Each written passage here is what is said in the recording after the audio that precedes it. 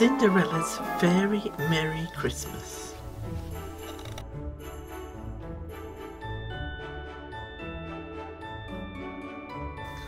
Look, it's snowing, Cinderella announced to Gus and Jack. Christmas was just a day away, and the princess was very excited about her first holiday with the prince. It's going to be just as I've always dreamed. Cinderella looked all round the castle's grand living room. I can put a wreath on the door, some stockings on the mantel, a tree by the window. Tree too big for me, Gus and Cinderella to carry, interrupted little Jack, the mouse. You're right, Cinderella agreed. We'll have to get some help.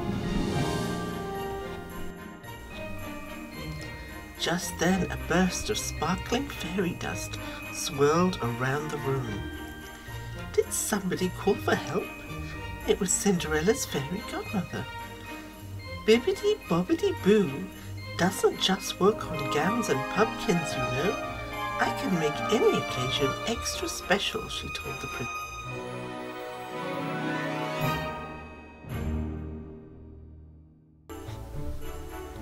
The princess was thrilled to see her old friend. After a warm hug, the fairy godmother asked, "So, what's this I hear about a tree?" Cinderella explained that she wanted a nice little Christmas tree set up in front of the window. "Leave everything to me, dearie," the fairy godmother said as she raised her wand. Cinderella and the mice headed for the stairs. We'll be back soon with the ornaments.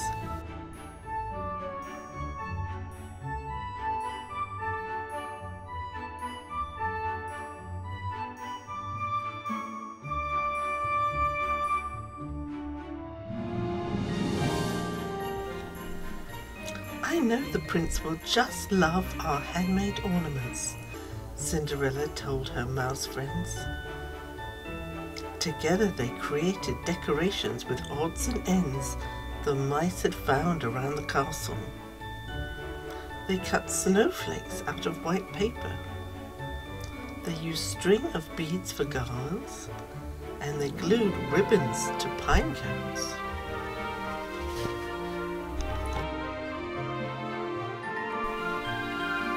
Gus and Jack held up a big star made from shiny paper. "Don't forget this, Cinderella. You can both help me put the star on the very top," Cinderella told them. "Let's see if the tree is ready."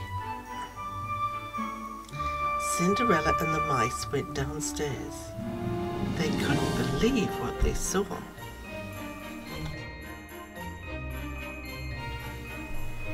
"Ta-da!" announced the fairy godmother. The biggest, tallest tree imaginable was standing in the living room.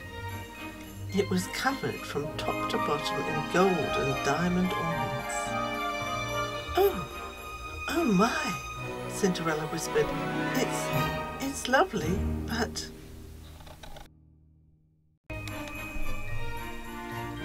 "Is it the wrong size?" asked the fairy godmother. "I can make it bigger." No, that's not it," answered Cinderella quickly. I was actually picturing something smaller and simpler. "Like the ornaments Cinderella made," added Jack. The fairy godmother knew just what to do. With a wave of her wand, the huge tree disappeared and a smaller one took its place. "It's perfect," Cinderella told her, clapping her hands with delight. "Let's hang the ornaments and place the star on the top." "The prince likes cookies," said Jack. "Me too," added Gus.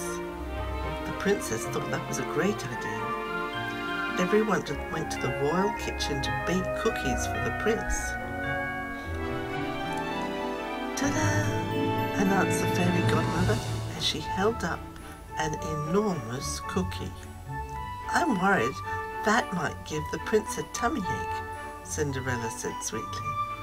"Perhaps these are more his size." She handed the fairy godmother one of the cookies she and the mice had baked. "I didn't know non-magical cookies could taste so good," the fairy godmother exclaimed. "Now, can we work on the gifts for the prince?" Cinderella suggested. The fairy godmother said some magic spells. Poof! A diamond-covered saddle and a golden pair of riding boots appeared. "They're very shiny and beautiful," Cinderella commented, "but the most special gifts are the ones from the heart." Later, when Cinderella went off to make another present for the prince, the fairy godmother decided to decorate the rest of the castle. Luckily, Gus and Jack were there to keep an eye on things. After a long, busy day, everyone slept well that night. They all had sweet Christmas dreams.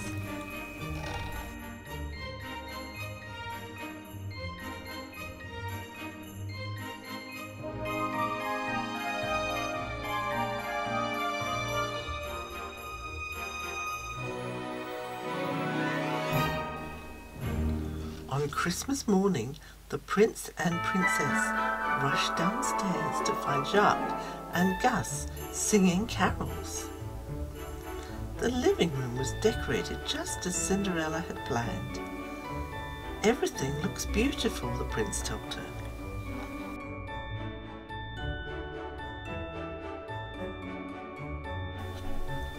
The prince picked up a present from under the tree and handed it to the princess. "I made this myself," he told her. "I hope you like it." Cinderella passed a box tied with ribbon to the prince. "And I made this just for you." They opened their gifts at the same time. The prince received a portrait of his horse. Cinderella got a painting of her darling mouse friends. "I love it," they said together. Christmas in the castle was even better than Cinderella had imagined. And the most wonderful part of all was that she was able to spend the day with the people and mice she loved the most.